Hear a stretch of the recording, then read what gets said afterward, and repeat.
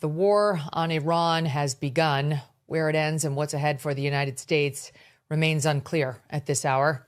U.S. Central Command, which oversees our military operations in the Middle East, announcing early this morning that now 4 U.S. service members have been killed. That's up from 3 yesterday, 1 service member succumbing to his or her injuries.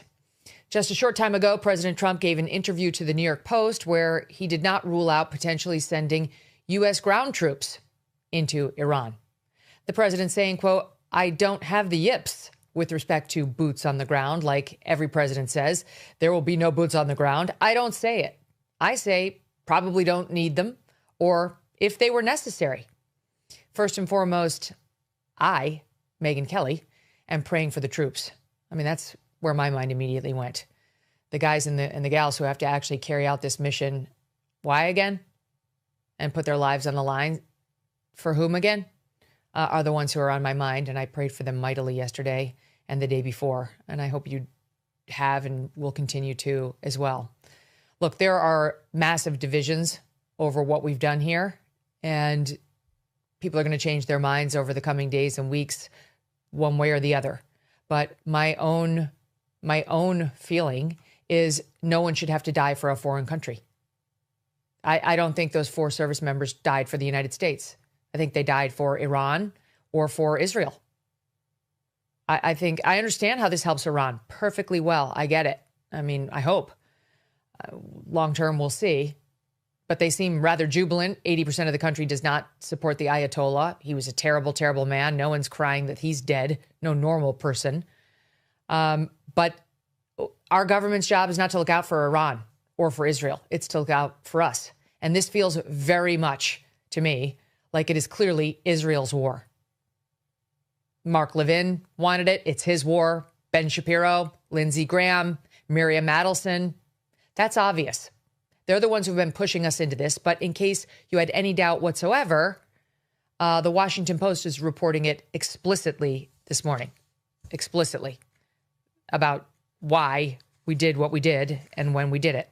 In the briefing on Tuesday for the Gang of 8, which consists of the leaders of the House, the Senate, and each chamber's intel committees, Secretary of State Marco Rubio indicated to lawmakers that the mission's timing and goals were shaped by the fact that Israel was going to attack with or without the United States, according to a person familiar with the outreach to lawmakers. So the only debate that seemed to be remaining was whether the U.S. would launch in concert with Israel or if the U.S. would wait until Iran retaliated on U.S. military targets in the region and then engage.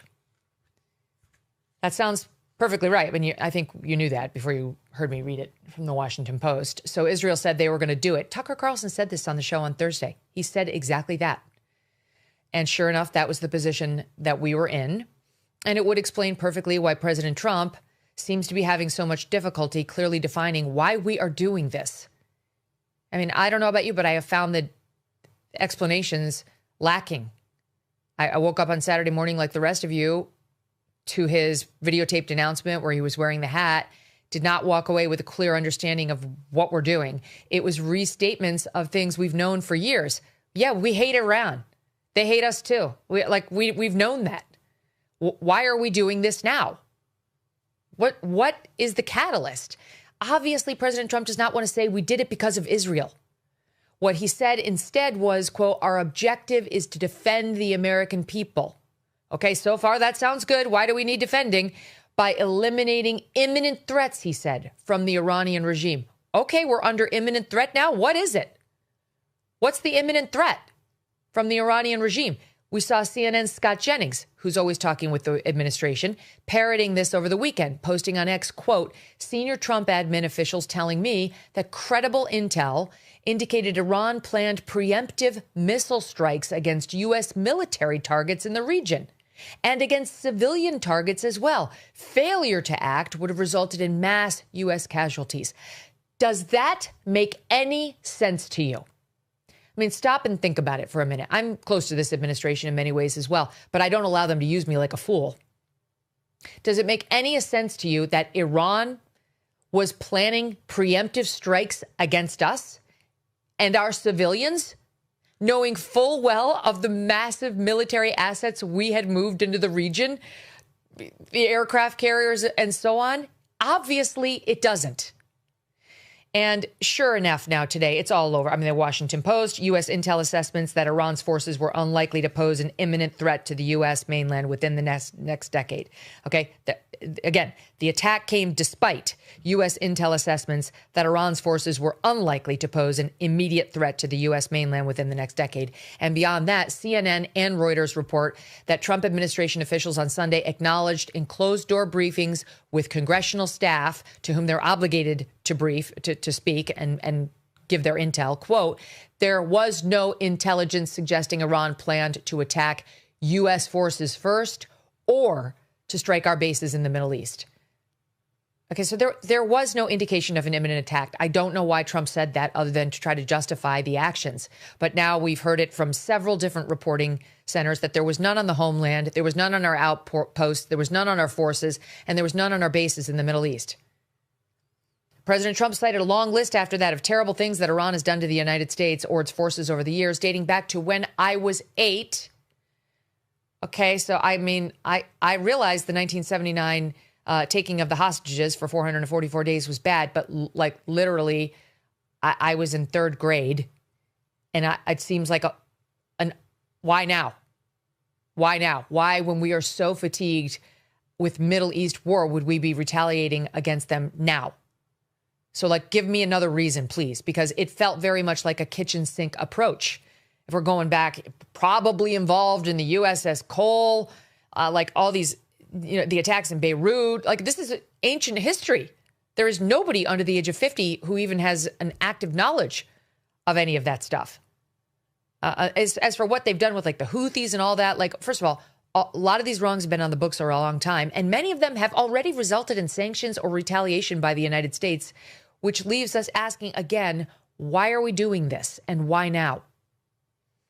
President Trump mentioned he felt like we were getting tapped along by the negotiators dealing with our nuclear representatives, Kushner and Witkoff, which I believe, yeah, I'm sure they did. That's all they ever do. But Trump himself told us that we obliterated that program. That was his word, obliterated, last June. We obliterated their nuclear program. Like not 4 years ago, 7 months ago. He mentioned that they still had, quote, ambitions to make a nuke, which I believe. So is this about bombing them out of their ambition? Is that why 4 service members are dead and their families are grieving them today because Iran had ambitions? That can't be it.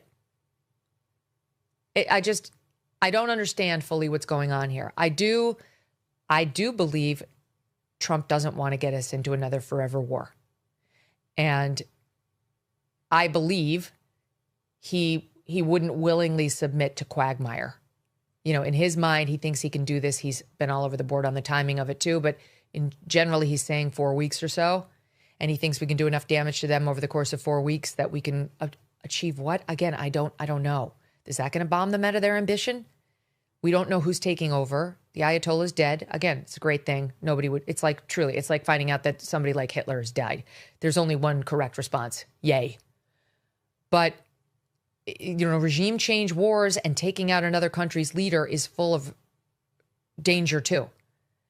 Reportedly, there were family members of the Ayatollah that were also killed. There was at least one report that also a granddaughter of his. I pray for the Trump family. I don't want anything to happen to them. And we increase the risk of that with this behavior.